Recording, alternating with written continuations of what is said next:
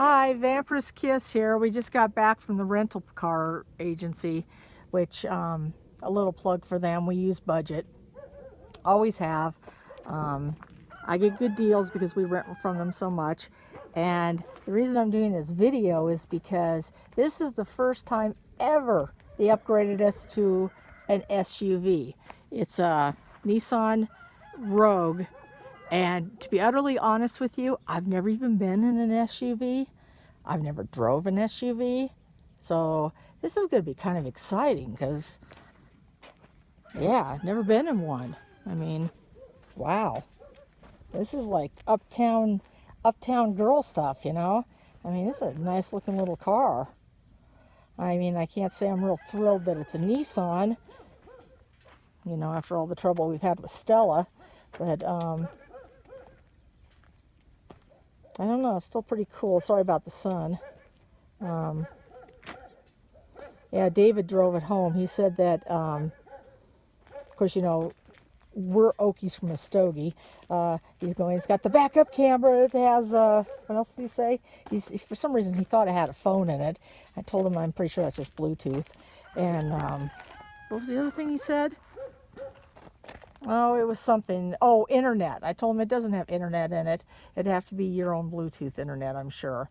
And I don't know, but he was all excited. So hopefully I can drive it and it's not too high tech for me. And he said the best part about it is that, oh,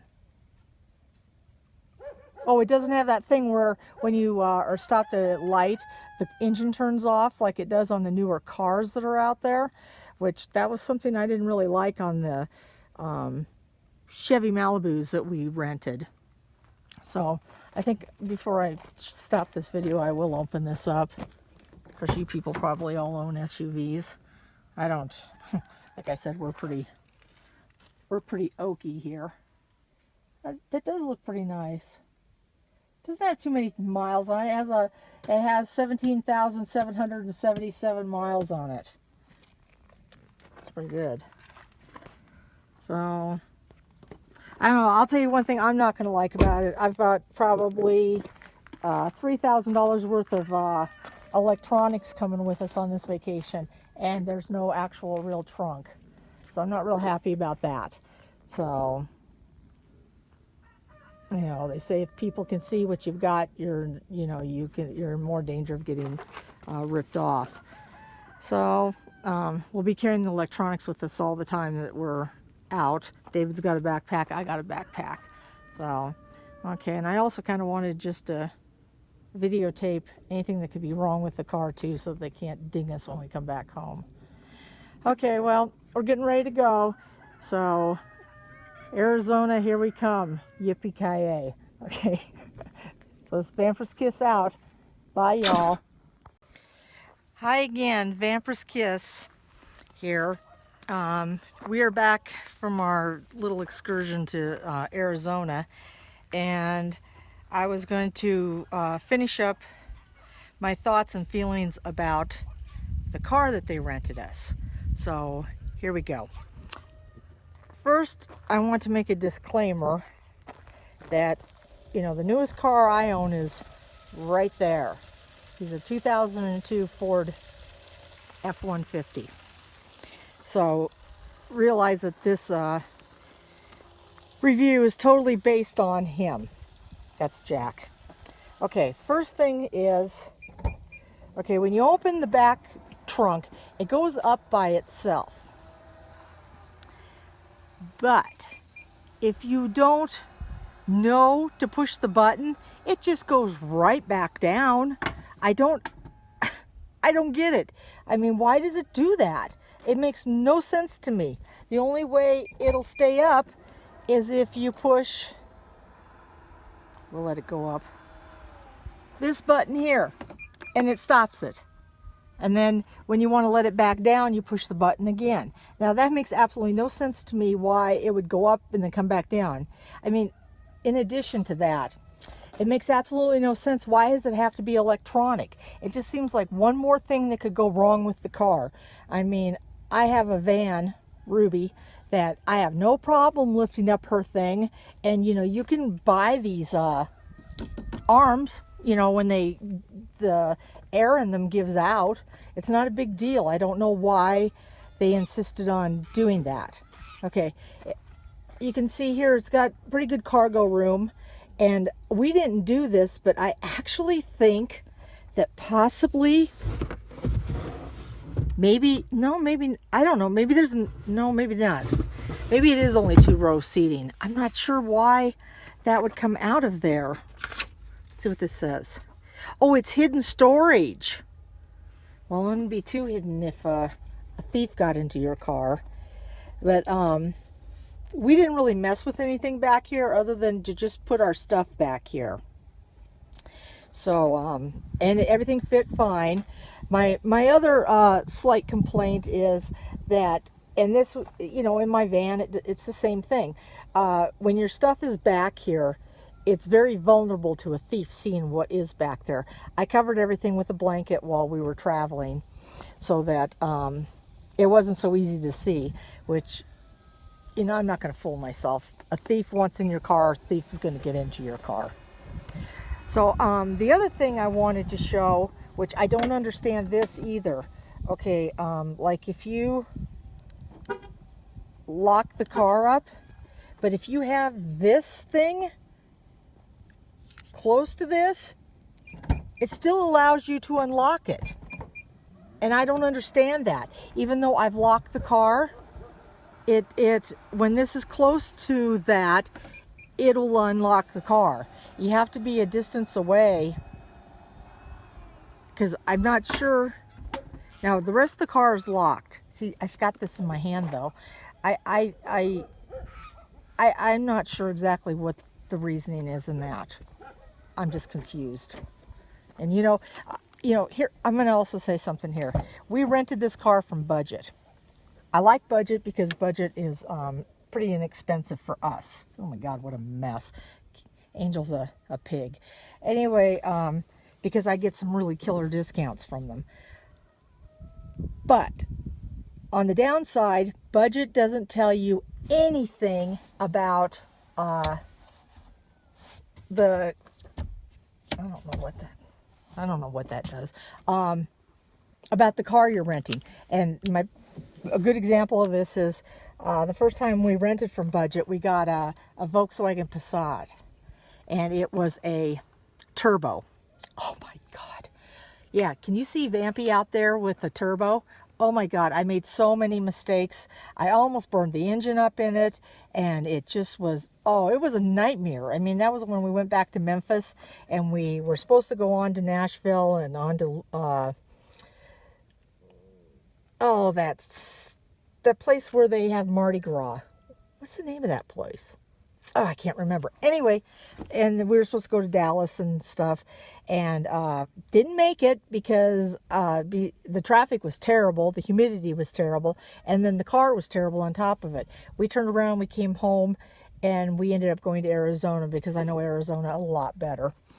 Okay, in this car you have the air conditioning, and I imagine the heat comes through here too. You got the pockets. I didn't sit in the back seat because I sit in the front seat. Anyway, I only drove this car once, and it was in the Chiricahua National Park. And here's where I'm going to say something good about the car. Okay. Corners. Oh my God, this car, for being an SUV, I've never drove an SUV, so I guess I shouldn't say that statement, but being a little bit heavier car, cornered like a dream. I mean, I'm not kidding. I don't know how many of you watching have ever been to the Chiricahua National Park, but you go up to the top of the summit, and man, I was ripping through there, going more than 30 miles an hour around those turns, and I mean, it was like switchbacks, and the car just, oh God, it felt good. It was like, yeah, I scared David, it was funny.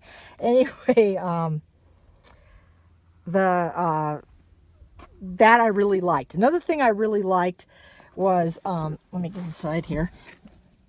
Right here, I don't know if you can see it, that turns red. Might actually be an orange, but I'm going to call it red. When a car starts to come up, like to pass you, there's one over there too, if they're passing on that side also. And this senses the car that's passing you. So it's kind of like a warning, don't go over there, you're going to hit them. And when you first start the car, it says something about that there's they call it a safety shield. It says something about a safety shield in the front of it, which after I seen that, I thought, oh, David, it must like have a red light someplace on the dash that it warns you when you're too close to another car. So I played around with that and like practically ran into the front of buildings and the back of other people's cars and telephone poles. I mean, I got close to a lot of things. I never seen anything come on warning me that I was about to hit it. And I mean, at one point I did hit one thing. It was like one of those yellow things that warn you that you're, caution ahead, but it's just plastic, so it's not a big deal. And it didn't tell me I was like on top of it, so I was very unimpressed by that. So I don't think it has a safety shield in it. And when, of course, it has the backup camera. I love the backup camera. I told David if we ever can afford to get another car, I won't get a car unless it has a backup camera in it, because I have trouble, I just have trouble remembering I'm driving. I have issues. I don't know what it is, but I've almost run into quite a few people because I can't see behind me very well, and I just forget what I'm doing. People probably saying out there, God, that's really stupid. That doesn't even make any sense. Well, I can't explain it any better than that. Sometimes I just forget what I'm doing and I forget where I am, and it can be an issue. Anyway, the seats, actually just this seat is electronic. It goes up and down, forward, backward, and the back end of it is actually electronic. The other one is not. And it's also got something I've never seen in a car, seat warmers. So if we would have been in the wintertime, that would have been sweet. Could have kept our rumps warm while we were there. The other thing it has too, it has, all cars now have cigarette lighters, but it also has a USB. And then inside this armrest thing, it has another USB and a lighter. Another lighter thing to charge more stuff on, which was really nice. And the other thing I want to mention too is that when it came to setting up my phone through this system of theirs, I had no issue. And trust me, when it comes to setting up anything, I have issue with almost everything, and I almost always have to call Casey and beg him to help me get through it. But I was able to walk myself through this and do it myself. It was that easy. And I was also able to even go in there and not only delete my iPhone out of there, but delete 5 other people's iPhones information that was still in there. So that was really nice too. Also, I'm going to just go over the air conditioning real quick. The air conditioning has dual air conditioning. It does auto thing where the fan will go up higher all by itself and everything. Now, my complaint about the air conditioner is if you're heading towards the sun and it is hot out, and I'm not sure, we were like in 90 plus weather, the air conditioner just does not do the job. The car is hot and it stays hot. Once you turn around and you're like going in the other direction, it's not as hot, but the air conditioner doesn't work very well. So another thing I don't like about it is that when you do have your phone through the car on the Bluetooth,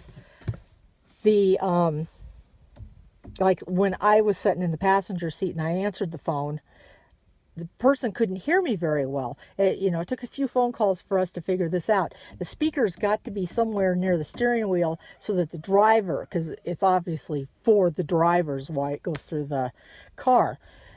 So when you're sitting over in the passenger seat and you're talking to somebody that's on the phone, they can't hear you very well unless you really raise your voice. So I can see where that's a downfall. I think they should have had a speaker maybe over on the passenger side, because, it's not always the driver that talks to people. Sometimes the passenger does too. And, oh God, what was I going to say? Oh, there was something else. Oh, the cruise control. Okay. Huge issue with the cruise control. I've had cruise control. It used to work in Ruby. And we've had cruise control. David has cruise control in Stella too, which is also a Nissan. And we've had cruise control in all the, Chevy Malibus we've rented. It was in that stupid Passat, So I'm not a stranger to cruise control. Well, this particular cruise control on this car, which I've never had this happen before, when you go down the hill, it just lets the car go. So, if you're in the 65 mile an hour speed area, the car will get up to 70, 80 miles an hour, depending on how steep that hill is you're going down. And I've never had a car do that on cruise control. It's supposed to, hold the car back and keep it at like 65, 75, whatever you have it set at. The other issue is that when you go up a hill, oh my God, the first time that this happened, I screamed at David because I thought he did it.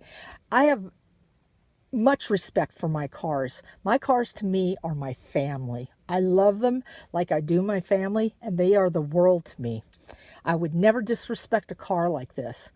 Anyway, as he's going up this hill, the cruise control tromped on the gas so hard it was going, like really screaming. And I thought he had done that, and oh man, he got yelled at, and then he says, it's not me, it's the cruise control.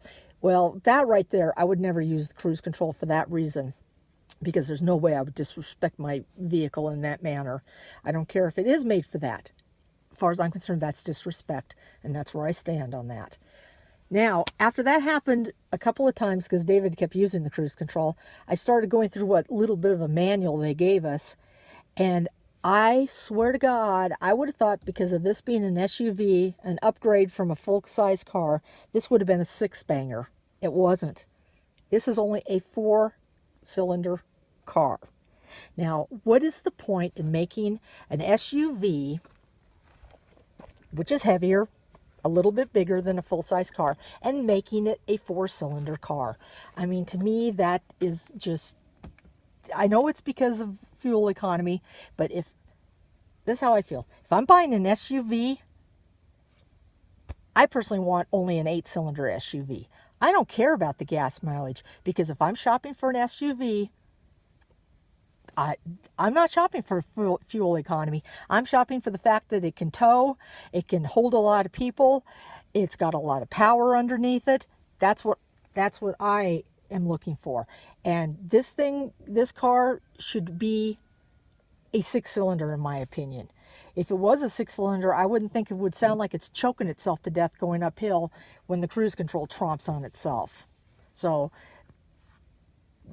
that's a little note to Nissan. So, other than that, the car handles really well. I mean, it corners well, it handles well. It was not a bad car. It's a Nissan Rogue. It's a 2017. Now, one thing I will say too is that we went, all the way to Tucson, went around Tombstone, went all the way down to the Mexican border. We were all over the place. Never seen another Nissan Rogue. And we looked. And in addition to that, you see how this is such a nondescript looking car? Has no personality at all.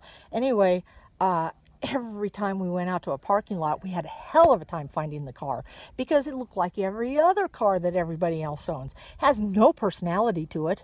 I mean, I mean, if I'm going to own a car that's so nondescript looking, I wanted to have some eyelashes on it or something. You know, something so I know it's my car when I walk up to it, and I'm not walking up to somebody else's car looking like an idiot trying to open it and it won't open.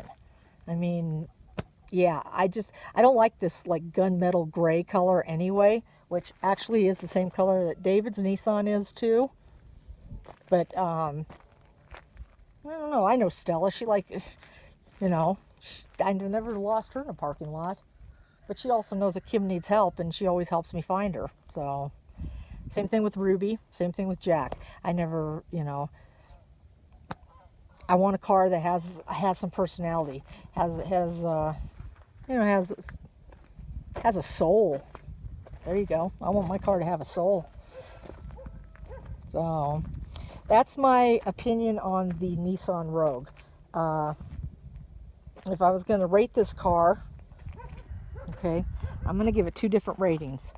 If I was going to rate this car and I'm 25 years old, this car would probably get, out of 5 stars, it would get probably 4.5 stars. But that is if I was 25 years old, and so was my husband. Okay, now I'm going to give it another rating. I'm 58 years old with very little income. My husband is 70. I don't think we'll ever be able to buy another car because at 70 years old, it's not a wise thing to do. We don't know how much longer he can work or anything. So with that in mind, in our life situation and everything, this car gets like a 0-star rating, one maybe, because it isn't what I want. If David and I ever get an SUV, it's going to be a, what's it called, David? That we want? Suburban? We want a Chevy Suburban. We want the biggest thing we can get our hands on out there, and we want an 8-cylinder because we want it to be able to tow Malcolm. That's the trailer back there. So that's what we want, is a Suburban. And that's what we're holding out for. We wouldn't get anything little like this at our age. But at 25, yeah, I would have owned that in a heartbeat at 25. But not at the age I am now. Well, actually, maybe I would buy it at the age I am now if I had a younger husband. That's the whole issue. The husband's older. The husband's the breadwinner in this family. And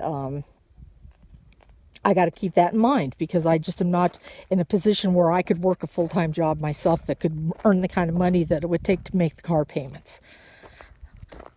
I hate relying on him like that, but that's just the way it is.